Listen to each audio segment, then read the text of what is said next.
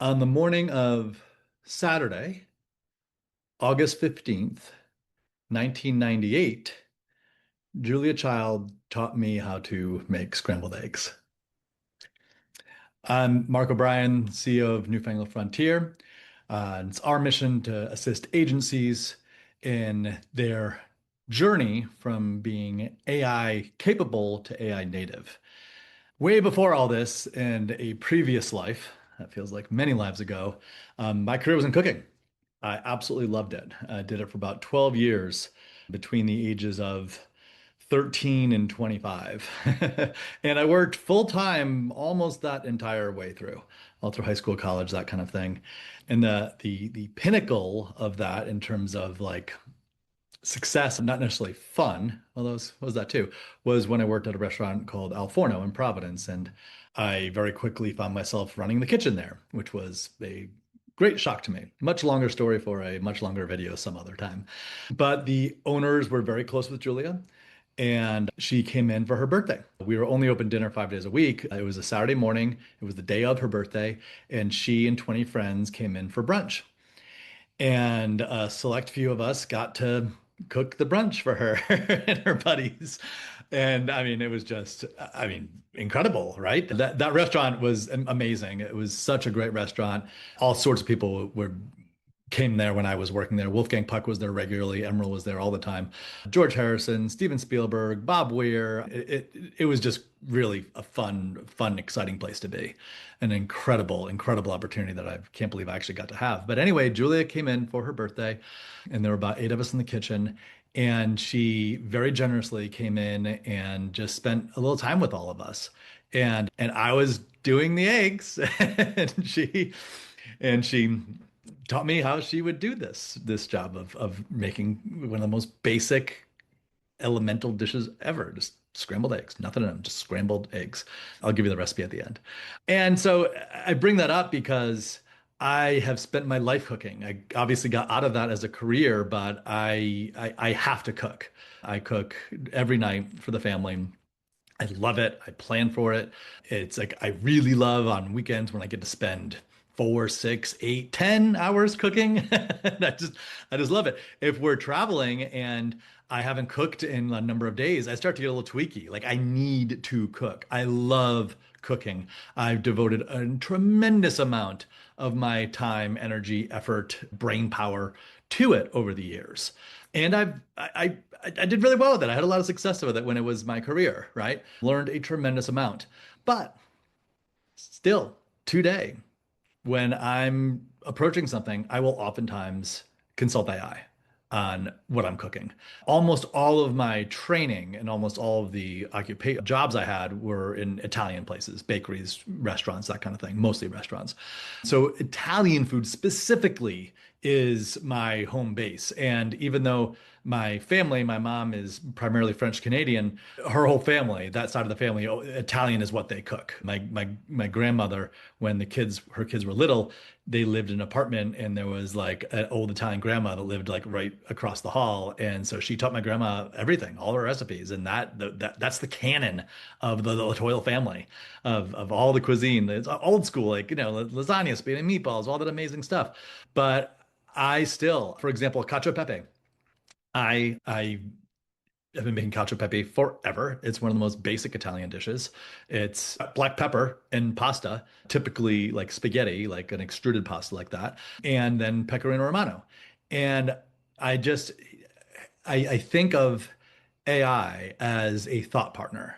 I just want to discuss things with it, whether it's something that I know like the back of my hand and I've been doing for, say, 40 years, or something I've never done at all. Like, for example, we built a huge garden, a 2,400 square foot garden, Lauren and I, by ourselves out in the side yard. And it's with an 8 foot fence and full irrigation system, automated. Like, I didn't know how to do any of that stuff, but I learned exactly how to do all of that stuff through hours and hours and hours of just engaging with AI to figure out, well, what are the best practices here?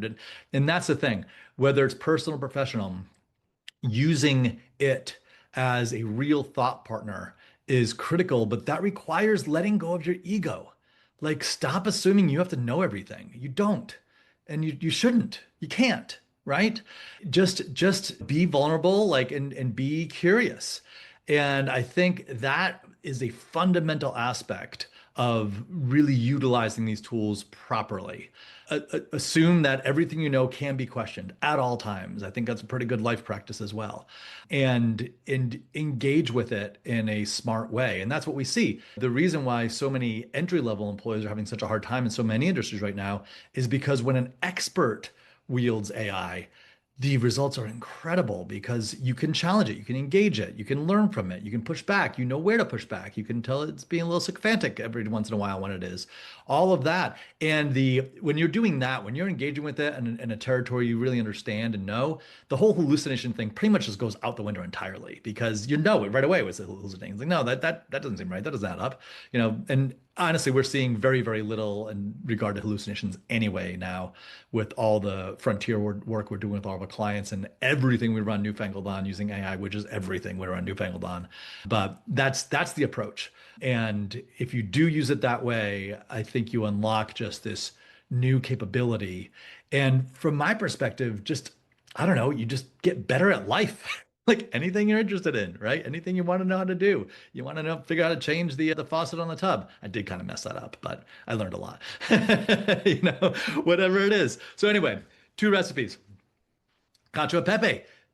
It blew my mind. Again, I cooked in Italian restaurants for a really long time. I've been studying Italian cuisine for many decades, and I'd never heard of anyone doing this, never seen anyone do this, I never heard a hint of it, none of it. So what you do with cacio e pepe is you crack a ton of black pepper in like a dry pan. You're boiling the water separately.